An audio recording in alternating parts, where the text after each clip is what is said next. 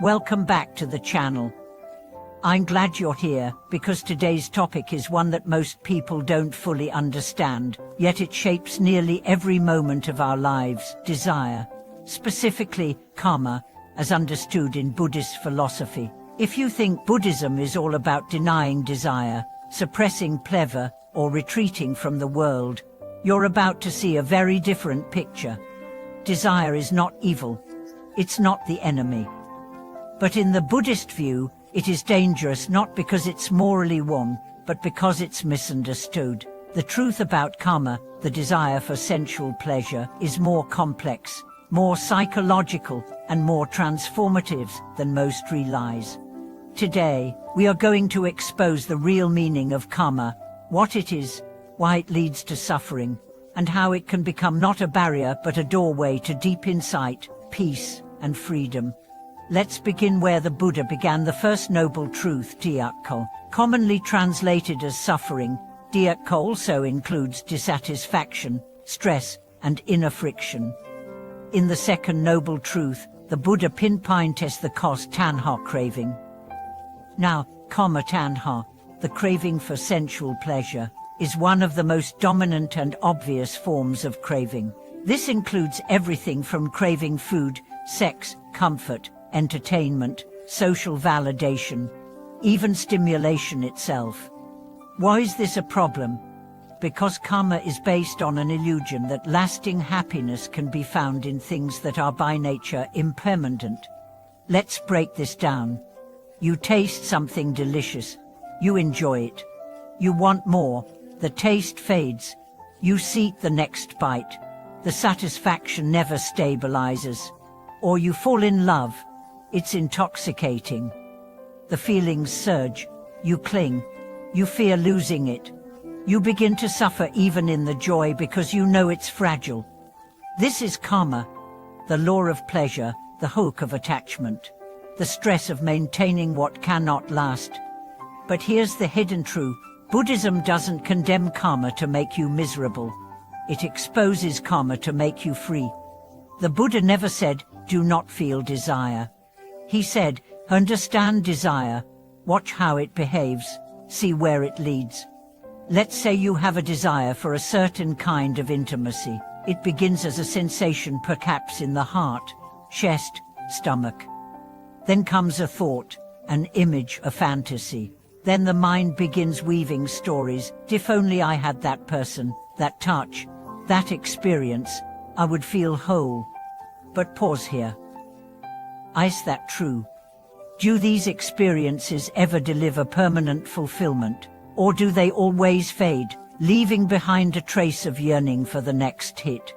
This is the cycle Buddhism calls samsara, wandering, restless lie from one object of desire to another, never quite arriving.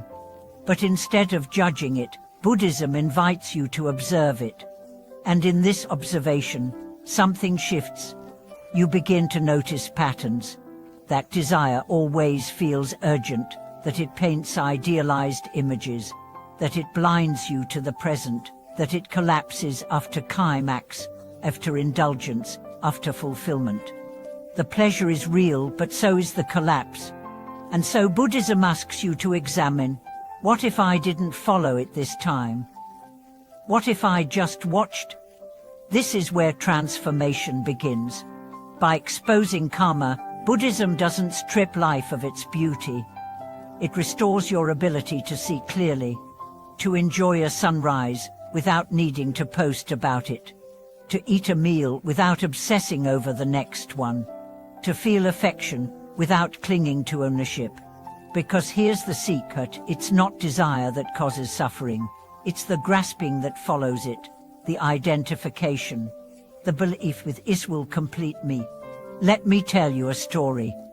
A lay follower once asked the Buddha, is it wrong to enjoy my family, food, and home? And the Buddha said, no, it's not wrong to enjoy them. It's wrong to believe they are permanent. It's wrong to think they are yourself. When change comes, and it always does, you suffer more if you've built your identity around what cannot stay. That's the core of this teaching. Karma is not wrong, but it's unstable. The joy it brings is real, but it's also fleeting. And if you don't see that clearly, you become a slave to it. So what's the way forward? Not suppression, not indulgence, but awareness. Each time karma rises, Buddhism invites you to pause, to feel, to observe, to ask, what does this desire promise me? Has it ever delivered that promise fully? What happens if I just sit with it instead? You don't have to make it go away. You just have to stop believing it. You have to stop giving it the keys to your peace. When you do, something remarkable begins to happen. You find moments of joy that don't depend on stimulation. You feel stillness that doesn't demand pleasure. You discover presence that doesn't require a fix. And then karma starts to loosen its grip. It becomes quieter, less compulsive, less seductive. Not because you've become numb, but because you've become awake. This is the exposed truth. Desire is a wave. You are not the wave. You are the ocean beneath it. You are not the craving. You are the clarity that sees it. You are not the need. You are the space where the need dissolves. And from this space, you can still enjoy life. You can still savor beauty. But now, you are free. You no longer chase it. You meet it with equanimity. And that is a joy deeper than any craving could offer. Thank you for watching this video. If today's talk helped you see desire differently, I'd love to hear your reflections in the comments. What desires have ruled you? What have you learned by stepping back?